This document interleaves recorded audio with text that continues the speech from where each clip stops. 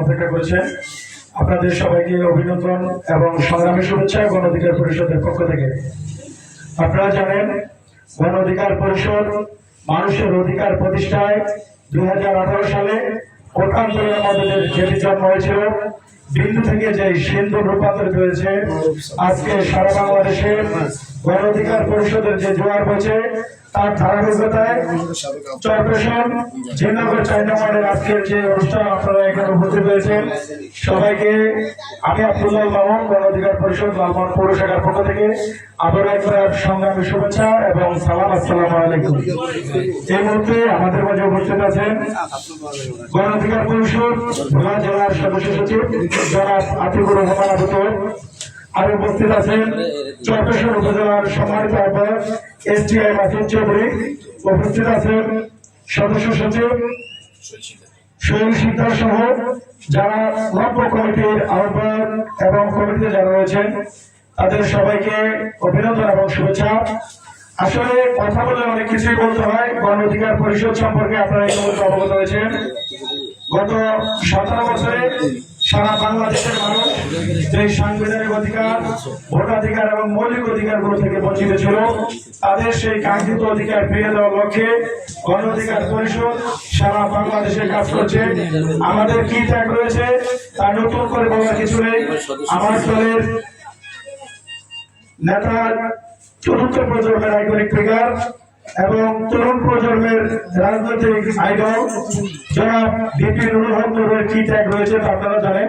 বিগত 25 সরকারের আমলে 6 তারিখে যিনি তার স্ত্রী পরিবারের সেখান থেকে মুক্ত পেয়েছেন শুধুমাত্র আপনাদের অধিকার প্রতিষ্ঠা করতে গিয়ে, দিনের পর দিন তাকে অমানসিক নির্যাতন সহ্য করতে হয়েছিল। জেল জুলুম হাঙ্গামা অর্থ অনেক কিছু থেকে প্রলোভন দিয়েছিল বিগত সরকার, কিন্তু কোনো কিছুর কাছে আমার দলের নেতা বিক্রি হয় নাই।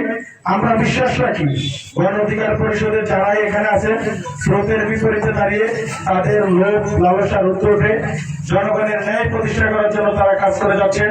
জিন্নাগরে যারা রয়েছেন আপনাদেরকে বলবো, গত 53 বছরে অনেকের শাসনই দেখেছেন। শাসনের নামে যে শোষণ এবং নির্যাতনের শিকার আপনারা হয়েছেন, তার উপযুক্ত সময় চলে আসে জবাব দেওয়ার জন্য।